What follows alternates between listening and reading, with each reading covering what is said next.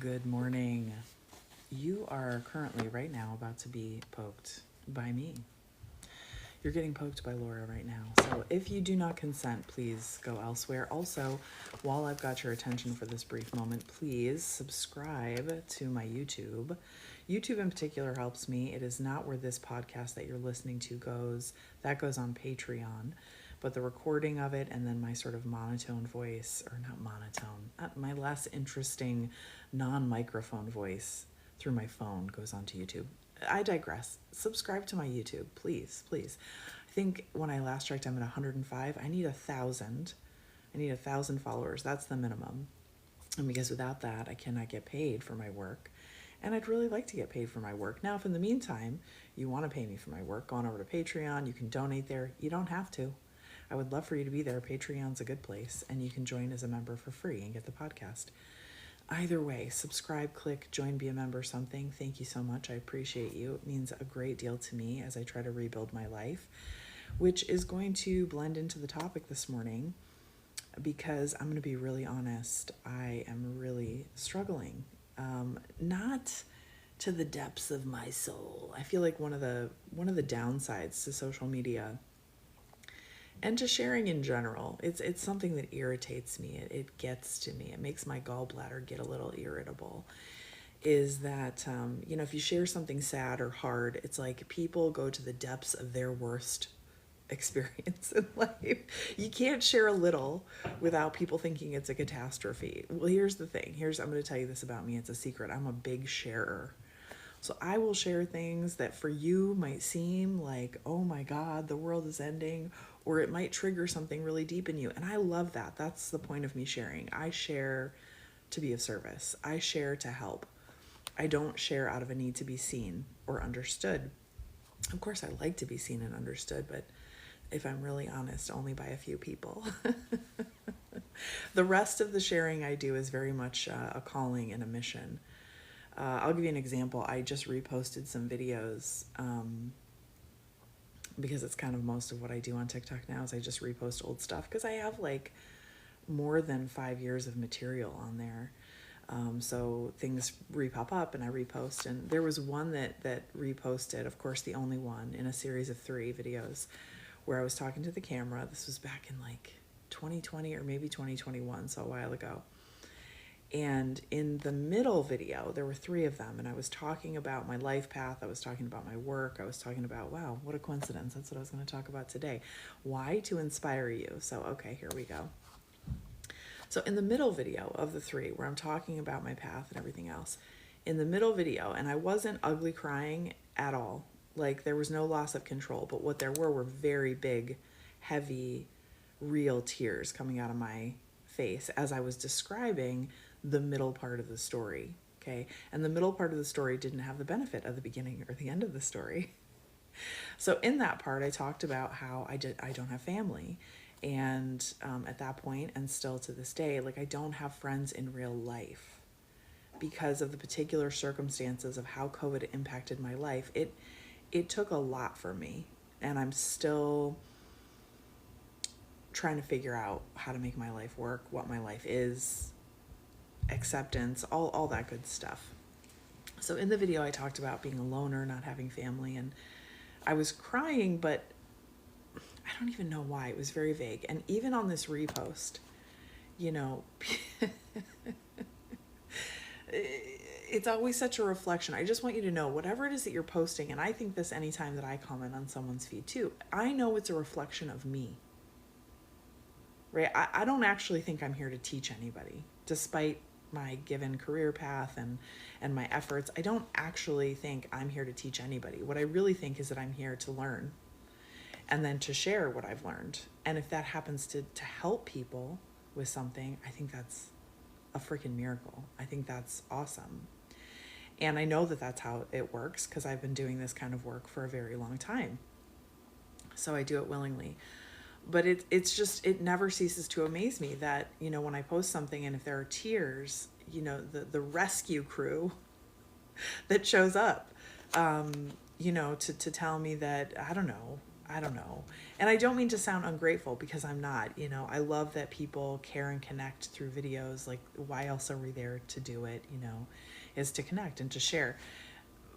But rarely do the comments resonate, because they're not really hitting the emotional note or the place I was. And anyway, so the next day, true to form, because I repost this video. I didn't get the same kind of reaction I got the first time, but a couple similar comments, you know, kind of how life is going to be okay and that kind of stuff. When really the whole point of all the videos was that life was okay, and that I was okay, and that I don't mind being a loner, that it's served me in my life, that it is my path, it is my journey, and I embrace it. I don't just accept it, I embrace it fully, wholeheartedly, and I'm grateful for it. So I then posted a video, this is again a few years ago, right after that one, saying basically the same thing. I reposted it the other day, and I said, in this video that I made 3-4 years ago, I said, you know, I know this isn't going to correct it, but I just want everybody to know that that video where I was crying, that got the most views out of all 3 videos, right, that was the least substantive one. That was a conjoining video, but that in that one I was crying, and so that one got the most views. TikTok pushed that out the most. Because because people like drama, because people like to feel that connection on the pain, I think, is what it is. You know, and I think when people see someone else that they can save, they see themselves, you know, that they want to save. So I posted a video that was explaining that and saying, hey, the video actually wasn't saying that I'm lonely and miserable, to all the however many people that commented on it and were worried about me. It was actually commenting on the fact that this has served me. My loneliness has served me. My rugged individuality has served me. It's not an easy path. It's not a simple path, but it's an interesting path. And it's a path that has given me many, many rewards. And so I woke up this morning feeling pretty crappy, like I have been feeling. It's incredibly quiet where I am right now. My son is gone for a time. And despite having all of the will and desire and vision of how I was going to care for my body every single day in such amazing ways and give back to myself, and walk every day and do yoga every day, which honestly I have been, not classes. I haven't actually done any classes, which is the first time in 7 weeks. But listen, things happen. Okay? It's okay. It's all right. I have room for that process in myself. But short of not accomplishing all these goals, I am much further behind than that. I'm now behind on recordings. So I'm sitting here, it's Wednesday. Typically I would be recording ahead of time. Things would be posting. I would be leisurely wandering around my house trying to figure out what to record while things were automatically posting. But now I'm here.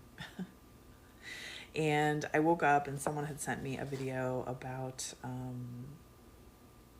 living your dreams, basically, not being afraid.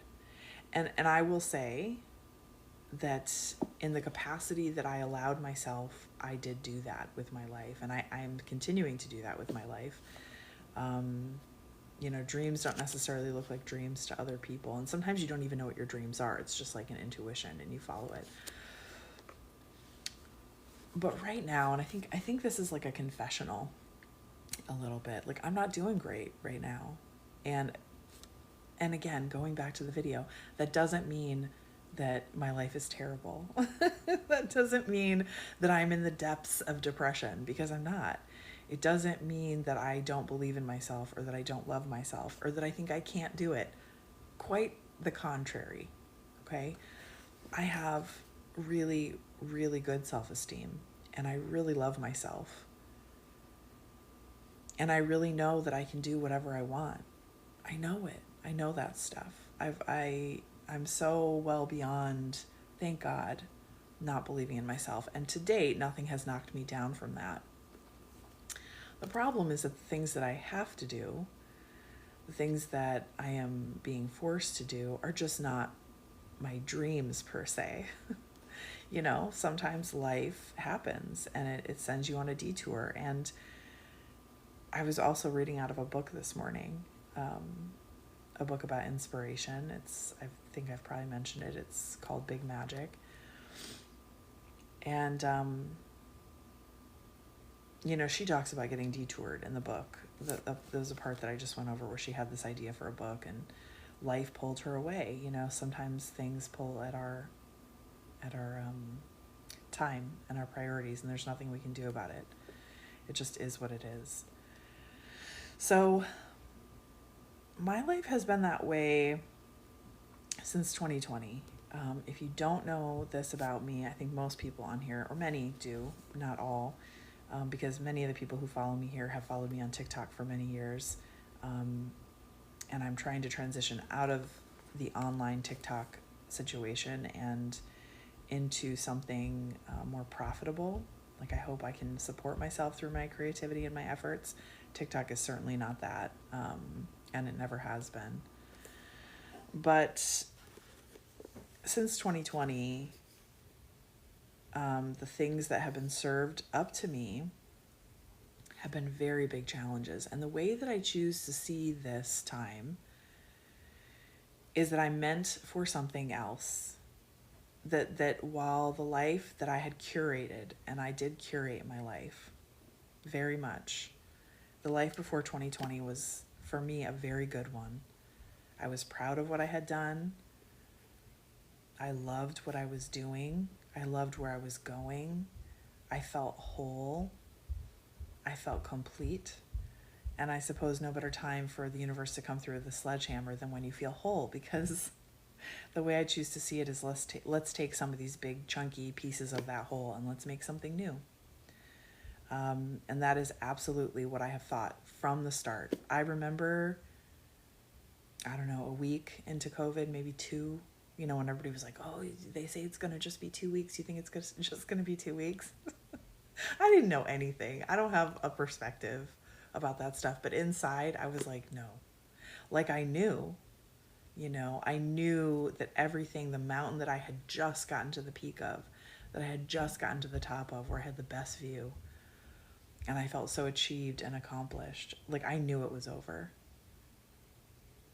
And yeah, I've had sad moments about that. Yeah, I've cried about it. It's what I lost is, I didn't lose it in like in the ways that some people lose their lives right now on this planet, with some of the horrible things going on and that are always going on, right? No, it wasn't like a literal, so sorry, I'm having a phlegm problem. It wasn't a bomb, a physical bomb, right, that dropped. It was a social bomb. And it did level my life. So if you don't know, I lost my business, which I had had since 2012. And I had worked very hard to build on my own, without help, without loans, without anybody pushing me forward, even without the benefit of social media. I built my business in Los Angeles, in West Los Angeles, a very particular part of the world to have to build a business. I did it from scratch. I did it by word of mouth. I did it by sheer effort. I did it by sheer work. And by the charm of my personality and the skill of my fingers and my mind. And I lost that in 2020. Like, just gone, poof. I never saw any of my patients again. Ever. Not one of them. I have talked to a few over the years, because everybody was going through their own tragedy. I knew that, right? But like overnight, my text messages stopped, my email stopped. I never went back into the office except to give away all the furniture that I had in there. I had just purchased some new furniture for my office, and I gave a lot of that away to the people who were there. They didn't know how their business was going to survive. I was renting space from them. Everybody was in the same boat. So that happened. I had also just had a divorce about 6 months before, which was a good thing for me. I personally felt very good about that change in my life and ready for that. I wasn't sad at that point. But unfortunately, my ex-husband was not doing well. And so he also, because he wasn't doing well, he wasn't able to be there for my son and I during that time. And had he been, I might have been able to do telemedicine and keep my practice going, but my son was 4. So with no family, no help, no support, the COVID shutdowns, that was it. I was full-time mommy during a global pandemic. Now, this ultimately led not only to the loss of my business, but then to the loss of all my colleagues, my friends. And we're talking about over 20 years of a life here in Los Angeles, right? So I skim over that as though it's nothing. But 20 years of my life got erased, and there was no goodbye, and there was no funeral, and there was no discussion. There was no nothing. It was just like, move on. So I did. And since then, I lived in Portland, Oregon for several years. I actually started another medical practice there, had some friends there, dated there, did okay. That got blown apart. Again, I'm skipping over a lot. And then I was going to potentially move to Ireland. I had a lot of hope for that. There was a lot of what seemed to be very practical things that seemed to work. And anyway, that didn't happen.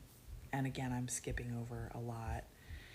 And at the time that fell through, and I had given away all of my possessions of over 30 years, so at that point I had also, I don't want to say lost, I didn't lose them. I gave away all of my possessions, everything, my kitchen stuff, my house stuff, my furniture, my clothes, I mean, everything.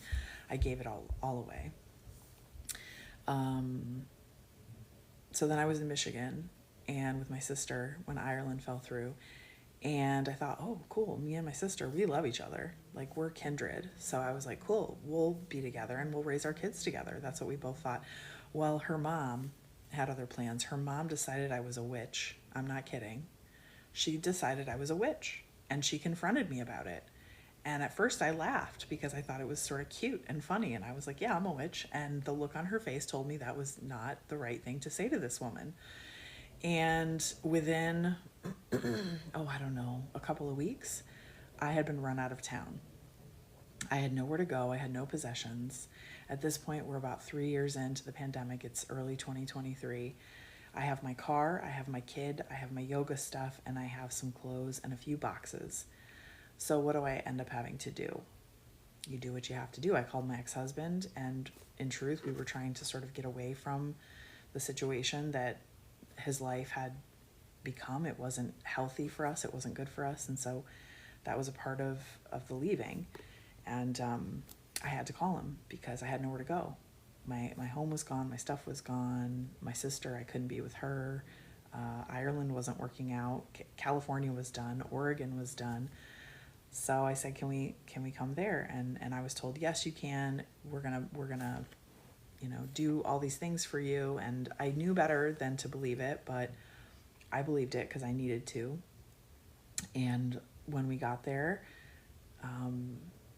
that wasn't the things that I was told. It just, it wasn't what it was. And it ended up being almost a restart, a reboot of the pandemic for us. We were very, very isolated, very alone. We didn't have anything in the house. I was cooking with chopsticks at the time with one pan.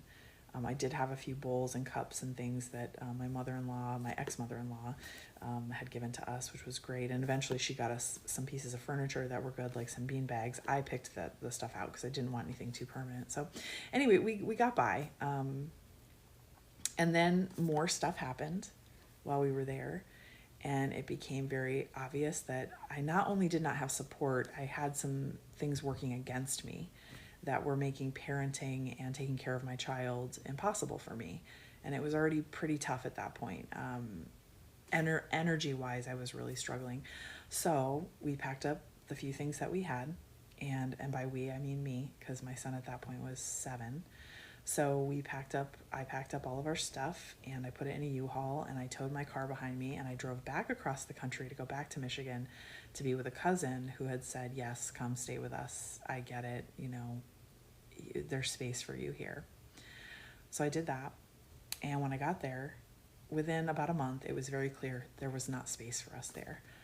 It was clear that in my haste to protect myself and my kiddo, I wasn't reading between the lines. I wasn't noticing. I made the mistake of, hoping that other people were self-aware. And that was not the case. So the situation became very uncomfortable, very unhappy. And so another friend of mine, coincidentally, not knowing that this was going on, said to me, hey, there's a woman where I live which was Alaska.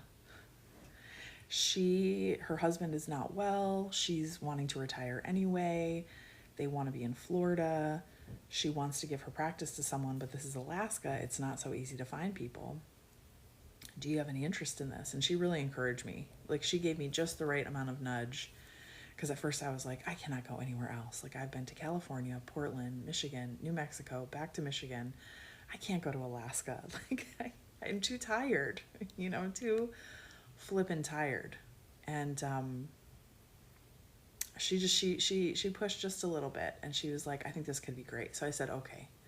So I packed up all my stuff. My cousin did everything but stick her boot up my butt to get me out of the door. I broke my ankle, literally broke my ankle as I was exiting her house. You don't get signs much bigger than that of don't come back. So I broke my ankle. I laced my boot up real tight. I did a little treatment on it. I got in the car. We got on the train. Then we went to Chicago. We got on the plane, and we flew to frickin' Alaska. And my friend at the time was working on a camp, a religious affiliated camp in the middle of the Alaskan forest in Juneau, Alaska. And I hauled groceries by sled, and I pooped in a bucket. I was supposed to poop in the outhouse, but I was so exhausted by that point I couldn't make it to the outhouse in the snow. She left me a bucket, and that's what I used. And it was the longest month in the best way of my entire life. Like, I was only there a month, but it felt like a year. I'm not kidding. And I knew I had a safe place to stay for a month. She promised me that. She said, I've got that. And again, skipping over tons. Like, there was so much that happened, and it was such a cool thing, and we loved it. My son got into a school there, and really, it didn't feel like a month. It felt like a year. But ultimately what happened is that I met the woman. I met her very quickly, actually, within the week of being there. We got along, we vibed, we got each other. We're both doctors of Chinese medicine. She was from China, and we had a great conversation. And she looked at me at the end of the meeting and she said, so when can I start telling people you're here? And I said, well, tell them now, but I have to go get my license to practice here. So it's going to take me a few weeks. She was like, okay, great. So I started the process to get my license, and I was going to have it in about 4 to 6 weeks. It wasn't going to be a big deal. So then the effort started to find a place to live, which, for all of my 48 years at that point, I thought wouldn't be a problem. And I wasn't quite aware of the depth of the housing crisis in the entire country. The problem is everywhere. LA, I kind of knew. Oregon, I kind of knew. I'd always been real lucky. I'd never had a problem. But in Alaska, I did. There was nowhere to live. And the few places there were not tenable. They were way too expensive.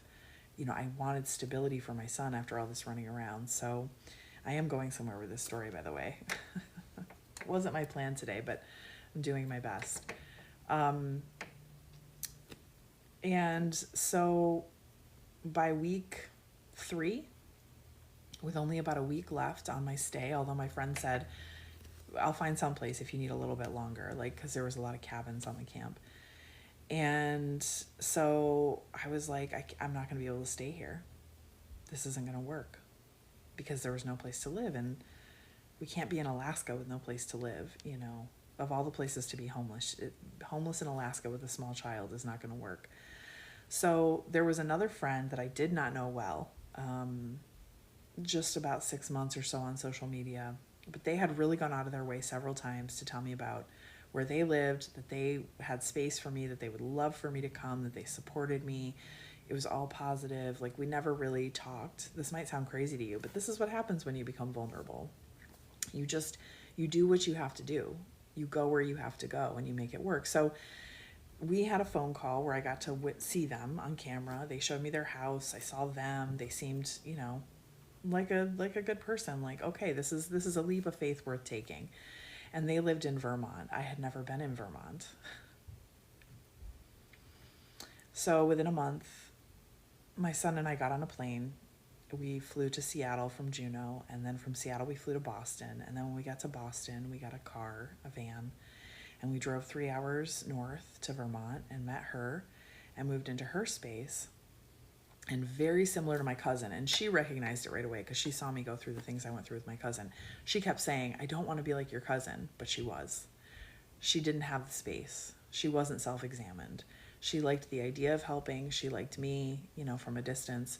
But in person, people are real, right? There's real stuff. And for me, at that moment, I had been running around on a broken ankle. I had plantar fasciitis on my other foot. My arms were wrecked. I had bilateral bicep tendonitis in both arms from packing all this stuff myself, driving across the country, moving over and over and over with a child, right? So this whole time I'm also raising a child. And yes, I was not neglecting him. I was loving him and I was showing up for him every single day. So I was pretty tired by the time I got to Vermont. I'd say that that's an understatement. And again, without this person knowing themselves well, it was very clear very quickly that what they expected of me was something Herculean, something that I was not capable of, which was being on my feet, being well, and being okay right away.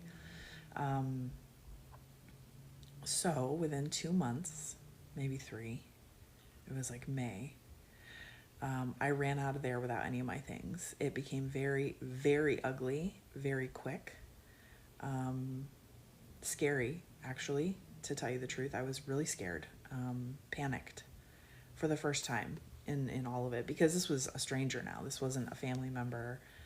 This wasn't someone who wished me well in any way, and it was very apparent. So now I am in a very strange land with a strange person, nowhere to go, no way to move my things, no money left. And so I was able to get my ex-husband to put us into, and I think his mom helped too, into an Airbnb. We did that for a little bit. And then my son was off on a trip for the summer to see his dad. And I didn't have a place to live. I didn't have my stuff. It was still back at that person's place, just sitting there. And so I had an adventure this year in Vermont, and I moved 6 times while in Vermont. I got a job at the largest hospital in this region, and I became a phlebotomist for a few months, learned how to draw blood. It's way beneath my skill level, and I don't say that in some egotistical way. I'm just saying if you've ever had a job that is like, 100 stories below where your education and your experience has taken you to, that's what that was. But it was still interesting, and I met cool people. The job itself was horrible. It was not tenable. It was not a living wage. It was absolutely a terrible fit. They wanted me to be at work at 5:30 in the morning, which would have been fine, except you had to take a bus, which was at a different location, in order to get to the hospital. You couldn't drive in, which actually meant I had to be up at like 3, and I would have had to have had childcare for my child. These are the details I left out about the other stuff, right? Life was getting in the way, and life continued to get in the way, and life is still getting in the way. And now I am living in Vermont. I have settled. I have found a place to be, and I'm going to hold on to it for as long as I can. But I am incredibly exhausted.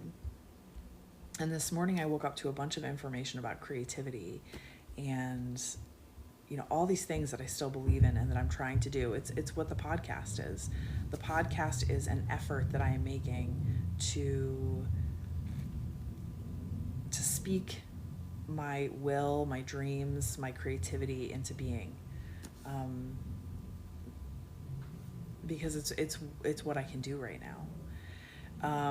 And I think what I came to this morning with, and thinking about it, was thinking about the parallels of this and, say, a healing journey, why somebody might find me through my podcast or through TikTok, as many people, thousands of people have found me through TikTok because of something that I've talked about with regard to healing, maybe a specific condition, maybe a general concept. But healing, like creating, it's not easy. You don't have to see it as hard and difficult and painful. But if we're honest, you are going to encounter that stuff, right? You are going to encounter pain in healing.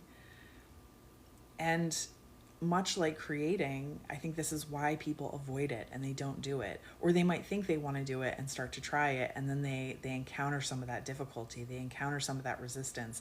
They encounter some of that pain. If you've ever broken a bone, and you've had to go through a significant healing process with a bone, like an arm or a leg, you know that eventually, right, the bone heals and you heal and the cast comes off and you learn how to reuse it and whatever else you have to do. But from point start to point end, in between there's wins and there's not losses, but there's difficulty. When it comes to a bone, generally you don't have the luxury or the choice to give up on your healing. But I think when it comes to things that are mental, emotional, or even like physical, but they don't stop us, say, from walking every day, it's much easier to ignore and to push aside and to not engage with that process, to go, I don't have the energy for that. It's too hard. And I mean, bless, right? Like, no one's here to tell you what you have to do or how you have to do it. But the truth is, you're never going to get that thing that you want, or you're never going to feel the way that you want to feel, or live the life that you want to live, or be the person that you want to be if you don't go through that process. And there are going to be, tears. There are going to be moments that aren't great, but guess what? There's also moments that are super fucking great. And I guess loosely tying this into this whole TikTok thing, TikTok loves tears. TikTok loves drama. The people who have the biggest accounts tend to be people who really show up with the drama, whether it's the storytelling or how they tell it or their appearance or whatever it is. I've always kind of been a mediocre level creator because I'm not about drama at all. And it's not as appealing, but sometimes the truth is, sometimes authenticity is. And I have definitely found that to be the case on social media. So what's the point of this? The point of this is to say that for lots of good reason, over the last 5 years, I have been beaten down to a pulp. Now, when I say that, what I mean is my energy. What I mean is my well. When I started in 2020, my well was deep. I had a lot of water. I had a lot of reserves. I was doing yoga. I was living a life that I loved. I had a child that I loved. I was working in a job that I loved. I had friends and colleagues that I loved. I loved the city I lived in. I loved the house I lived in. I had a lot of extra. And for the last 5 years, I have drawn off of that well. And you can see it. You can see it. I can see it in my videos and in my photos. I don't look as young. I don't look as beautiful. I don't look as vibrant. I don't feel that way, but I'm not broken. And sympathy and wallowing is not the point. The point is that you can be a very well-heeled, well thought out, well-examined person who has tons of self-esteem. I'm speaking of myself. Who has tons of self-love and who knows what they're capable of, and still be beaten to a goddamn pulp.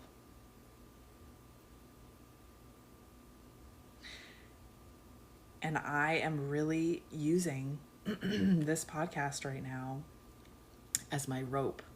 And I am pulling one hand at a time every day to record and to offer what I have, because I know it's of value. I know it's of worth. I know there's something in it for me. I'm just trying to keep going. And right now, going is crawling.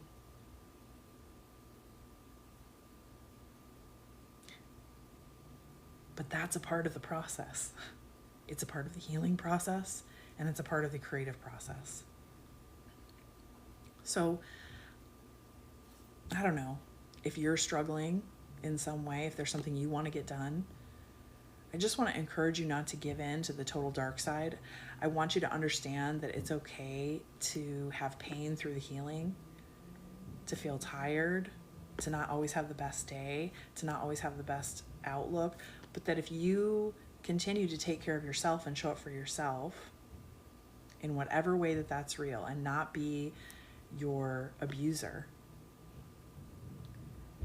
and not believe that everything is falling apart. And you know what? If you do believe that, then work on that. Look at that. Like, that's where you need to go. Because I feel very blessed with all the things that the trials and everything that I've been through and that's been taken. Oh my gosh, I have gotten so much more back, really. TikTok alone, what it's given to me, is worth more than everything that I lost. And that's a lot to say, because I lost a lot. And it's not a comparison, it's not a game. But when people want to show up to rescue me, you know, from myself, what it tells me is that so many people out there feel abandoned. So many people out there feel broken. So many people out there don't know how to support and love and believe in themselves. I do all of those things. But it doesn't mean I'm at my best. It doesn't mean I'm not ground to a pulp. It doesn't mean that I don't have really difficult days. I'm having difficult years, you know, and it's getting better. I'm doing a lot better on the whole. But my son has left. So that's left a lot of time and space. There are other factors going on in my life that unfortunately means right now, like I'm actually the most alone of all this time that I've ever been, you know? And that's not bad because I'm okay. Like I like me. I'm annoyed with my lack of energy. I'm annoyed with my lack of quote unquote progress. But the progress I need to make right now is just whatever it is that has to get done today. So, you know, healing, creating, whatever it is that you're trying to push through, whatever it is that you're trying to get to, it doesn't always feel great, even if you're great deep down. And that's a part of it. It's about commitment, right? It's about showing up. It's about persevering and doing it with love in your heart. That's what I would say. That's how I'm going to poke you today. I'm probably going to be recording a little bit more later because I want to get ahead. Damn it. I'm already behind. This was supposed to post at 8 o'clock. It's 8:49. It's all right. It's okay. It's okay. You got poked. Have a great day.